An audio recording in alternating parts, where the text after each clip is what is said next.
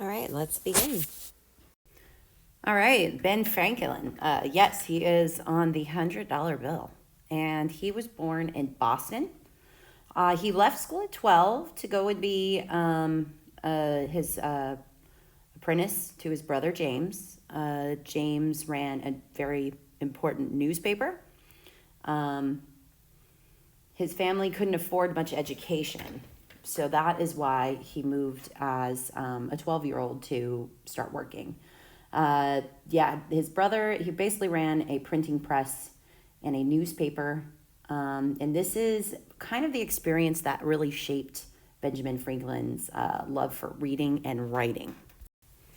All right, so Franklin wanted his writing published, but his brother refused. So Ben tricked everyone by writing letters under a code name, Silence Dogood, pretending to be a witty widow. Pretty funny. These letters were printed in the newspaper and became very popular. When James discovered the truth, he was absolutely furious.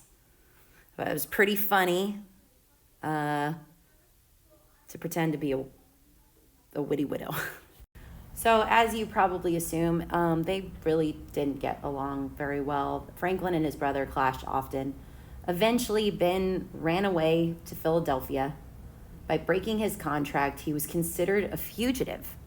So, he was wanted. Imagine being only a 17-year-old with just a few coins and some clothes and starting over in a new city.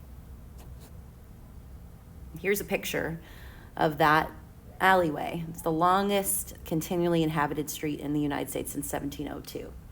And so this is just an area, again, in Philadelphia that's very populated. And this is where he went off to, this area. In Philadelphia, Franklin worked in printing and started his own newspaper. By 1732, he published Poor Richard's Almanac under the pen name Richard Saunders. It was filled with wise sayings and humor. It's really what made Ben Franklin popular when they found out it was really him. It became so popular that it actually made Benjamin Franklin wealthy enough to retire very early. Many of Franklin's sayings are still used today. Think about the phrase, "A penny saved is a penny earned," or "Early to bed, early to rise makes a man healthy, wealthy, and wise." These were Franklin's ways of teaching practical wisdom, and they were all throughout his almanac book. Take a moment and please read some of these. They're pretty funny and pretty wise. Franklin loved practical inventions, and he was known for inventing quite a few things. He created the bifocals to help people see both near and far, the lighting rod to protect houses, and Franklin's stove to heat homes more effectively, the Franklin stove. He even invented swim fins for hands. Here are those items, the swim fins.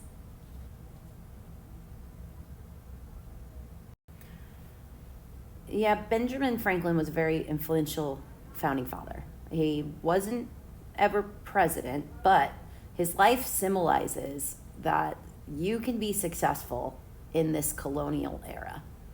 A poor runaway who became one of the most famous Americans of his time. His story shows how opportunity in the colonies could actually change your life. Now, it's funny the little bit of the background that he had to have these pen names. I'm not sure exactly what the motivation was behind that. Maybe just because he had to secretly that's funny, submit things to a newspaper by his brother, and he never wanted to publish them, so he came up with a pen name. All right, you guys, please go ahead. We're going to move on to what life is like in some other colonies. So after learning about Benjamin Franklin, we can see that there are some stories of prosperity within the colonies. Let's go ahead and shift a little bit, and we're going to focus on the colonies, the English colonies specifically, that were the North and the South, and we're going to see their differences, and then we're going to also see how the ideas of rights began to grow within these colonies. So let's go ahead and begin. Well, first, England didn't set up colonies just for fun. The whole purpose and goal was wealth. This policy was called mercantilism or mercantilism. It said either way. The colonies existed to give England raw materials and to buy English goods. So basically to create this network of trade, and then also just to bring that wealth back to Britain. Britain controlled the colonies all over the world. So this wasn't just in North America that Britain had set up this kind of system. We're going to look at that right now. The sun never set on the British Empire. Take a look at all the different areas that the United Kingdom and Great Britain, and at the time they owned, they had control over Ireland. Look at all the territories.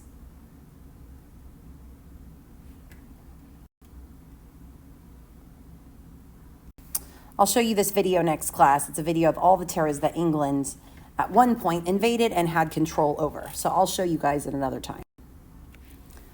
All right, here we go. Okay, remember that the main goal is about wealth. And so colonists only were allowed to trade with England, nobody else. And so that is what they were creating, a market for goods.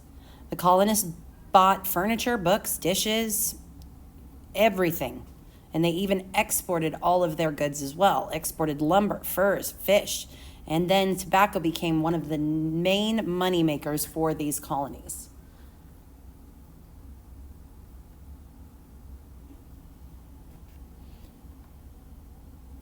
To make sure that they got the benefit, England passed something called the Navigation Acts of 1651. Colonists were allowed to trade with England only again. And of course, not everybody followed these rules. There were some that smuggled and traded with France, Spain, and Holland as well. Some colonists were not happy with these acts though, okay? So just remember that they still would disobey these laws in order to make wealth. And so again, in so many cases, we start seeing goods from different places start making their way into the colonies. All right, the agricultural South. So we're going to focus on the South now. First off, the South was developed into what's known as plantations instead of towns. Most of these plantations, they produced everything they needed themselves. So there wasn't any need to have these market or shops or cities, big cities or big towns. Their plantations specialized in growing cash crops, crop grown for sale rather than the farmer's own use. And so again, what they would do is they would grow everything, then they would sell everything that they grew. This was what the cash crops were. Women in the South, though, I want to talk about that. Women in the South, they really had no rights. They were considered second-class citizens. No voting. They weren't allowed to be preaching. They can only receive a basic education based on what they were supposed to be doing in the home. And so this was the view that the southern colonies had on women. They were expected to bake over hot fires, milk cows, basically do jobs, slaughter pigs, garden, sew, wash clothes, and clean. Everything that you can possibly imagine was required to be done by the women that was on the plantation. And so I think that's really interesting. We're going to go ahead and dive into the next topic, which happens to be in the South. Slavery. Word spread in Europe that colonial life was very difficult and the number of indentured servants declined. I'm going to go ahead and talk about what indentured servant is. An indentured servant is someone who is either paying off a debt and is in service of someone where they have that debt. And as soon as they pay off that debt through their services, they are free. So this is not slavery. This is usually in some agreement, an indentured servant would stay with you until that debt is paid. But we start seeing the decline of that. And so during the early days of colonies, the English tried to force the Native Americans to work for them. This was the first kind of slavery that we see. Slavery, though, has existed since the beginning of our history of mankind. So I want to acknowledge that slavery was happening all over Europe, all over Africa, even between different tribes within Africa. We see the Egyptians, we see the ancient Sumerian slavery existed. We see the capturing of people, conquered people, and forced enslavement for centuries. So it was a natural and common way of making money and producing your goods. And so Native Americans could escape because they knew the land and the forest, and they were able to kind of avoid slavery. And so what colonists did is they believed slaves were better investment than these indentured servants, in order for them to work for their entire life. And so unlike the Native Americans, the African slaves wouldn't know the land and be less likely to escape. And so we know slavery ended in the United States, but it took some time, and it took a civil war between the people. So this was a very big problem in the very beginning stages of these colonies.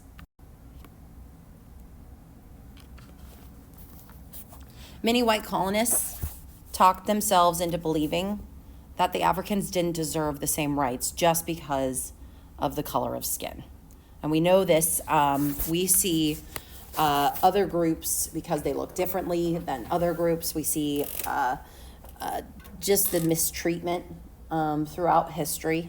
And this is something that's been going on for the beginning of history, racism and other different type of prejudice towards others. And so what we know is that the very first African slaves landed in Virginia in 1619. In 1690, there were about 13,000 African slaves working in southern colonies. Quite a bit. By 1750, the number had increased to almost 200,000. Slave trade became part of the triangular trade across the Atlantic Ocean. Here's a map. Here's a map of the Atlantic trade system that was created at this time. You can see slaves from Africa coming to the colonies, and then goods going back to England. Only 5% of the population lived in a city. Boston, New York, these cities were gross. They were noisy, dirty, smelly. For example, there were no flush toilets. There was no really running water. So sometimes people would just use a pot and then jump it out the window. And that's really what city life was known as for a long time during these colonies. And so many people chose to live out in the country. The economy of the colonies was prospering. Between 1650 and 1750, the colony's economy were growing twice as fast as Great Britain did. Of course, Great Britain wants to use this. Unlike southern farmers, though, northern farms produce several crops instead of just one. In the southern farms, remember we were talking about that they would just grow one cash crop. We call this monocropping. And it's not very successful because what it does is it depletes the nutrients in the soil.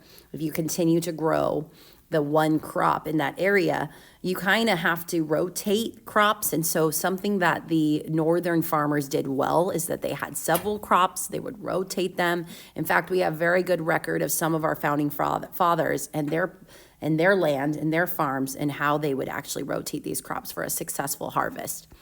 What we also see in the north is we see more immigrants coming in, so we see a lot more diversity in New York City, especially, and in Boston as well, and diversity of different people groups that are coming to this area for many, many reasons. It wasn't just English citizens, and they were trying to come here in order to have a new life.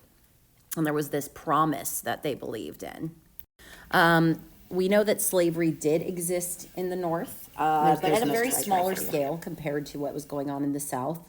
Some enslaved people could learn actually to trade or even earn money. They were still considered property, though. We need to remember that. And women in the North also, just so you guys know, women in the very beginning of these colonies, it's very similar to what was happening in England and Great Britain. They couldn't vote, sign contracts, own property. Only really widows, possibly single women could run businesses, but really that was not common. Even though they were far away, these colonists considered themselves English. They were very proud to be English. Now, this is going to change over time as those that are serving in the military and those that are generals and those that are coming from England later start looking at the colonies as something different, that they're not English anymore. So this causes, it's kind of the starting point between a different treatment between the real Englishmen that were just coming over to those that have already been here for a while. So what's going on right now is the Englishmen were guaranteed a right, the importance of this right to have a vote in government. And so they were trying to establish that type of government also here. Now this document is known as the Magna Carta, a very important document that was signed in 1215, which limited the king's power to guarantee the rights of the Englishmen. And so here again, this is a very important thing that happened in 1215, where the barons were so sick of the corruption of the King John. And so we know the legend stories of Robin Hood is very similar to what's going on in this instant. And the barons actually, they forced King John to sign this Magna Carta that gives them rights, gives them a voice. And so just remember that that's also happening in the colonies as they all want to use their voice. So by mid-1700s, the colonies had grown wealthy and diverse. The South relied on plantations and slavery, while the North focused on trade and small farms.